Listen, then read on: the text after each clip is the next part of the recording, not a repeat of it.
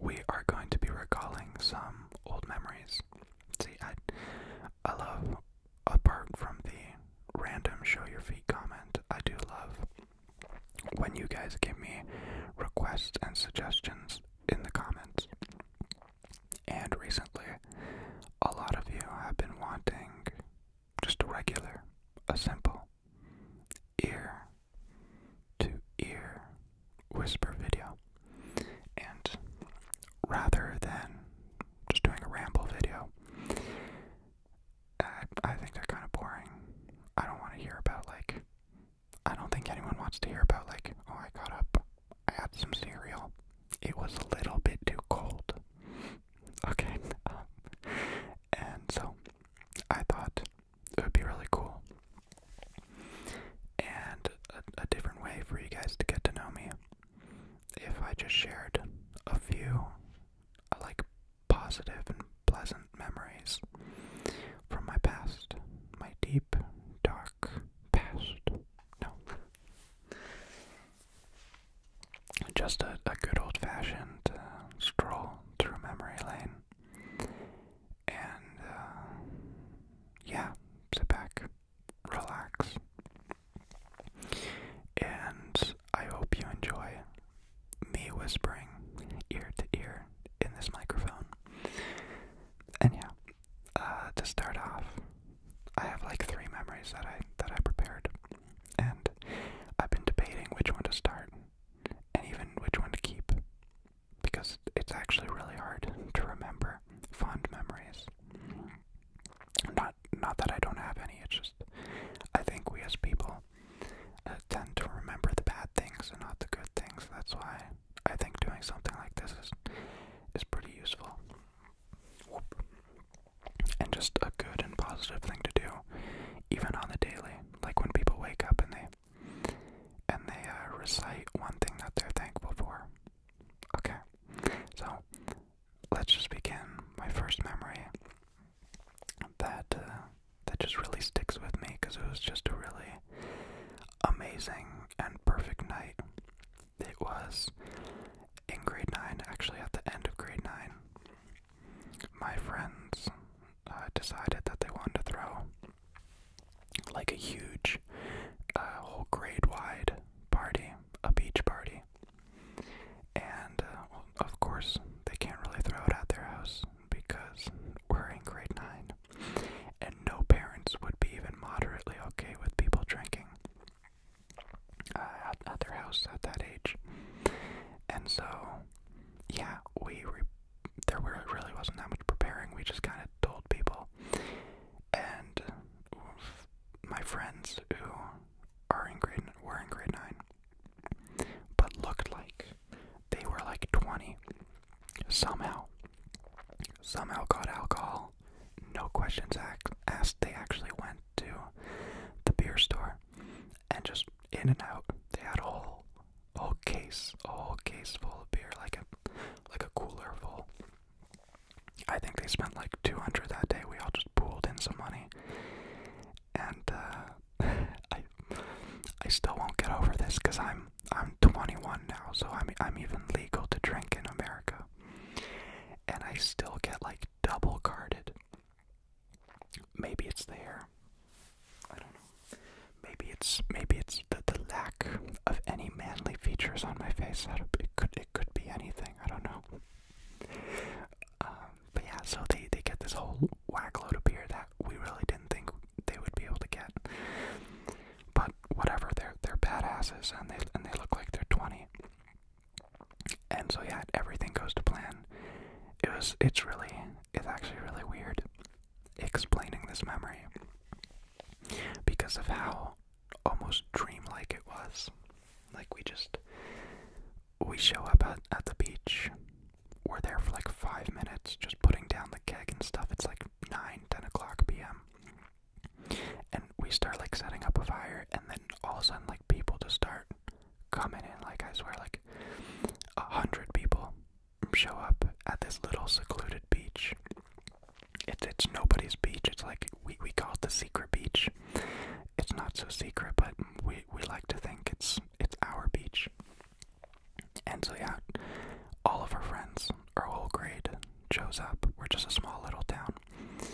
And everything just kind of unfolds in this movie kind of way. I had like a quarter of a beer and I was bouncing off walls. And like that was the night I first saw like people smoking weed. I still don't know. Like I still can't comprehend that people like smoke weed in like grade 9, but I'm not judging. It was just really cool. Like I remember specifically one guy pulled out his like pipe or whatever it is, and he just started smoking it, and I sit down right in front of him, like face to face, and I'm just staring at him. I'm like, don't mind me, I've never seen this before, keep doing whatever you're doing. And I was really big like class clown at the time, and so everyone was just like laughing and shit. But yeah, everything just worked out crazy. We even had friends who we knew in elementary school who came from a different school to the beach party. And funny thing after funny thing kept on happening. I swear there's pictures of this, but we put like a sock on a stick, and some of the alcohol, like we poured on it, and we lit it. Explaining memories is really odd since you weren't there, but I can almost feel it, and it feels so much cooler that I'm probably saying it is. But at one point, the bottle with the alcohol, like a water bottle filled, because they snuck their own in too, was like caught on fire, and so he just grabs it and whips it into the river beside us, and like you can see the whole streak of flame go, and the second it hits the water, like it spreads out over the water, and it's like the whole little river is on fire for like 10 seconds, and we're all like freaking out. We thought we were gonna like burn down the whole forest and like kill all the fish, but of course it must have like settled and it was all good. Some fish maybe got drunk. But other than all the awesome and like new memories at the beach party, it took a really quick turn. Quick turn for the worst. We had word that a rival school, see, this sounds like a movie, that like a neighboring school was coming down to crash our party, and like it could have been a rumor, but like people were saying it was like 400 people, 500 people. The number kept getting bigger, and so we're all kind of getting nervous. Like we don't really want to fight anyone. Like everyone's kind of amped up, but like no one's like, I don't want to fight some random dude from a different school. And just as soon as like they start kind of filtering in and like just trying to join the party, we heard like people yelling in the distance, and it did sound like a lot of people. We actually hear a few people scream, "Cops!" And this was like everybody all at the same time. Like you see the flashlights in the distance, they just start peering through. Everybody at the same time, like just disappears into different directions. One friend ran across the river. He didn't take off his shoes or anything, and the river's like all the way up to like your chest. And he just runs through the river. We all got together after this and described each of our encounters. But like one guy had the cop just behind him. We, like my little group that I stuck with, I made sure that because one of my like lady friends, she was pretty damn drunk, and I was like freaking out. I'm like, where are you? I run into my other close buddy, and he's looking for her too, and we find her. She was just stumbling, and we like grab her bikes, grab her, and we know this place really well, so we're taking like a different exit out through the like bushes and everything, and we get to like this dirt road, and we think we're in the clear. We're like, oh shit, that was crazy, that was insane. You know, these like whole school was gonna come and like mess stuff up. The cops showed up, and all of a sudden, I swear, there's 4 of us on bikes, and the girl and her friend, and so there's six of us there, yeah. Two lights behind us. The cop car on the dirt road, and this is like a very, very tiny dirt road. It's not even meant for cars, so we were not expecting the car to be there. Just starts flying down to us, and I ditch everything. You know, it's like my mama ain't gonna find out what her son was doing. And so I start pedaling as fast as I can, just straight. I'm like, I could beat this cop. My friend on the other bike, I thought I was fast on bikes. He goes like 200 kilometers by me. He just whoo, disappears. And then I realized, like, I'm not gonna outrun this cop. So I remember one of my friends runs into the bush to one side, and I bike into the other, and these like bushes were like up to your eyes. So I'm running through the grass on the bike, and just like 2 meters in, I run into a log and flip over and just lie in the grass. And there's like 4 of us, I guess, who ditched it in the grass. One guy who's already way out of here, probably already at home. And one guy who was just walking and just gave up. Like, he was just standing there. He was a really straight shooter. He was just there to hang out with us. I wasn't there to drink or anything. And the cop pulls him over and he's like, "What are you doing here? Show me your bag." Da, da, da. And the guy's so nervous, but he's like, "Oh, I was just taking a walk. Nothing." Da, da, da. And he checks his bag, and of course there's just like a towel in there and nothing he could really catch him for. But he's like, "Well, you just want to watch out in these parts, because we got a report that there's like people having a party here and everything." And he really bought what our friend was saying, because he really does look like just like your regular Joe Blow who's like a goody boy. And yeah, he drives off. We all scuttle back together, except for the one friend who's in Mexico, just pedaled all the way to Mexico. And yeah, for like the next day or two, we all just got bits and pieces of like each person telling us what happened. Oh man, I'm sweating. I'm sweating right now. But overall, I know that story was all over the place. Absolutely all over the place, but it's a memory that I'm really fond of. It's like the first night I realized how much freedom I had.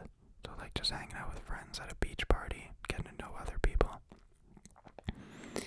And also a wake-up call with the cops chasing us. I was like, okay, no, I know that's definitely something I never want to do again. I never want to run from cops.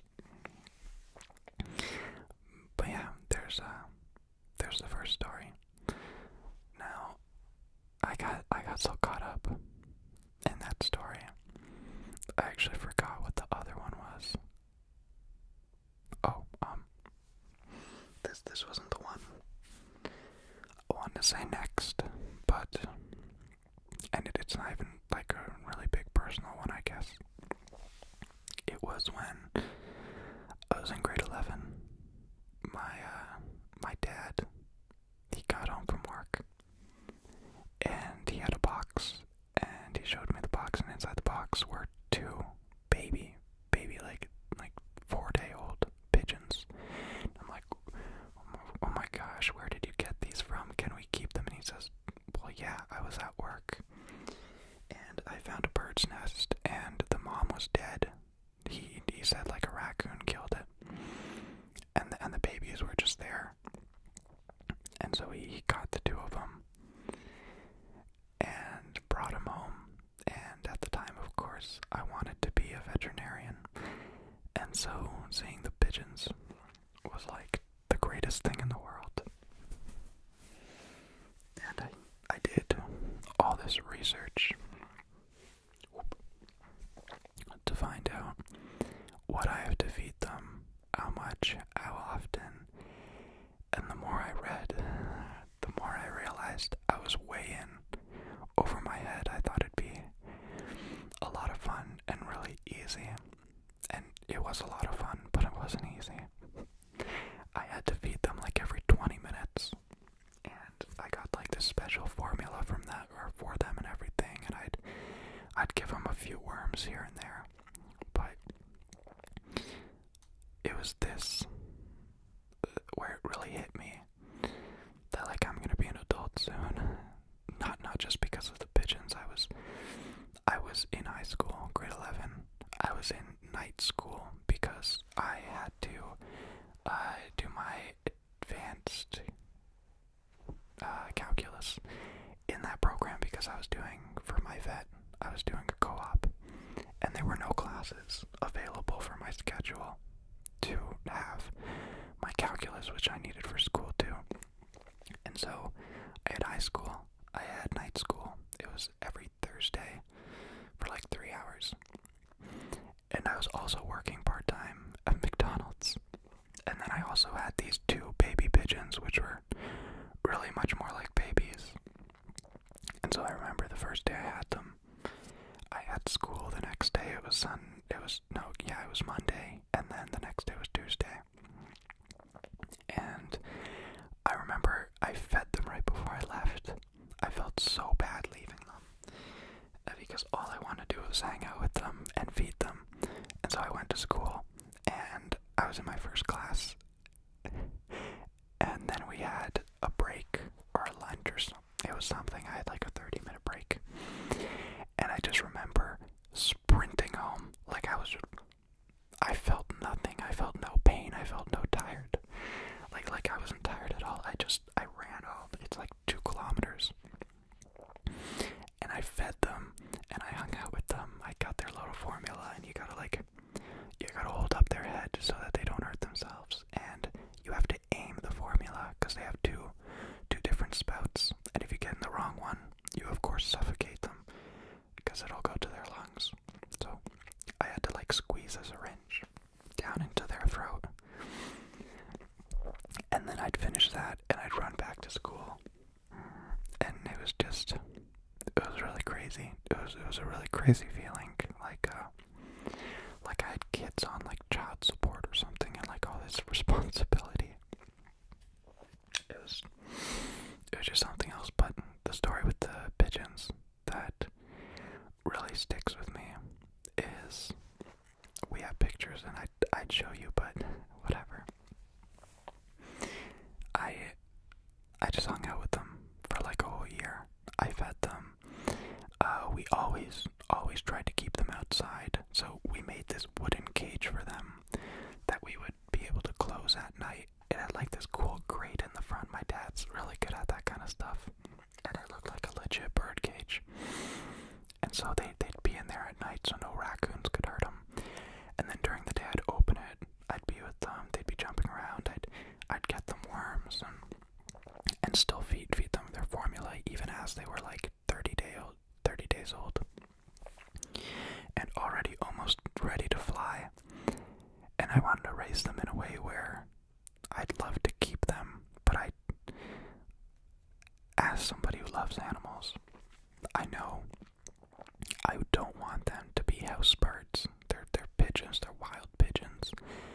And although it sucked, I wanted them to leave. I wanted them to leave.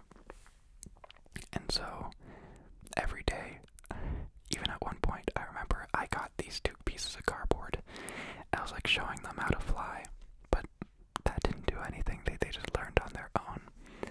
Every day they'd test the waters a bit more, so they'd jump and like fly to a little step, and then the next day they'd fly over the fence, and then the next day they'd fly on top of the roof, and it just kept building and building until some days they'd be gone all day, come back for food, say what's up, and fly away again for the whole day.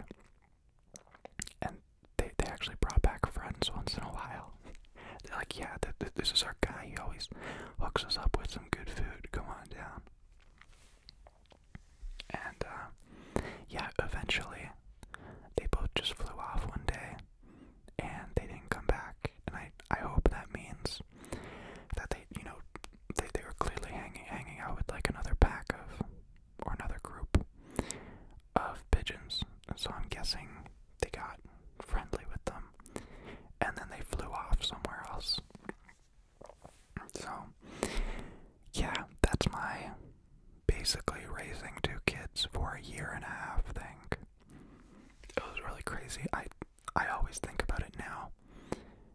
how stressful it was, but at the time, it didn't feel stressful at all. Like, it was just, it's time to do this. I gotta do this.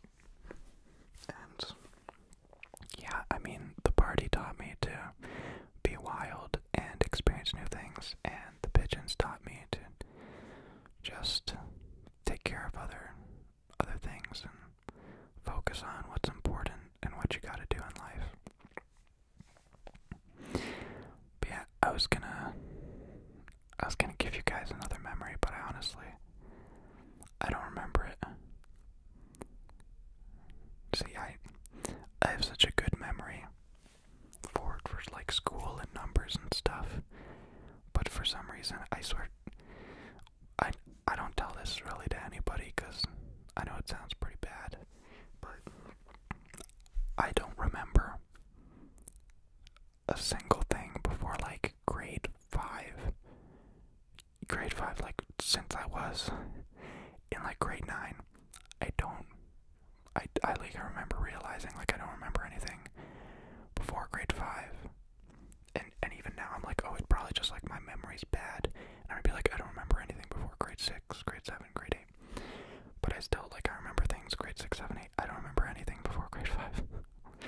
I asked my parents if I, like, hit my head or something. And, I mean, I don't know. I do know that I hit my head when I was, like, really young. Like, when I was, like, in grade 2 or something, or grade 1. We were in church and somebody kneed the back of my head while I was crawling into like the corner of a church pew, and it like punctured the front of my head. And yeah, maybe that caused see, because now I sound like I have brain damage or something, I promise. Although I whisper into some microphones, I'm a really normal dude. Okay. But for some reason, I can't remember anything before grade 5. No matter what I do, because I do the whole like memory palace technique to hopefully get back there, lucid dreaming to remember. I don't, and it sucks because from pictures and everything, I know that, and from what my siblings say, I know we traveled so much as kids, like vacationed. My dad always wanted to see the whole world. That's why he came to Canada. And yeah, he'd drive all the way to BC and around all of Canada, PI, everywhere. And to all these crazy places. We'd drive everywhere. We would never fly. We weren't rich enough for that. But we still traveled and saw all these crazy things. And I can't remember them. Even now, like, relatives will tell me of like these wacky stories. When I visited Poland like 13 years ago, and I don't remember them. Okay, that's enough of my ramble. I realize very well that my storytelling was all over the place, but I guess that's a memory for you. And it wasn't really a small memory. Like, I went to the store and my mom, she got a whole bunch of avocados, and then we got home out of the car, put them inside, had the avocados. No, it was a very all over the place set of memories that felt like dreams. So, for all of you who wanted an ear-to-ear whisper video, I got you. Don't worry. I hope you enjoyed. I'm sorry if my voice was a little bit raspy. I just woke up. I say that every video, but I woke up, I took a shower, and in the shower I was thinking of the memories I would want to share. So yeah, if you guys like this, I really wouldn't mind getting better at telling stories and to share more and more memories. That'd actually be kind of cool. So I hope you enjoyed. If you want more, hit the captions button, like press it twice, and then select automatic captions. That's how I'll know that I should make more. You know?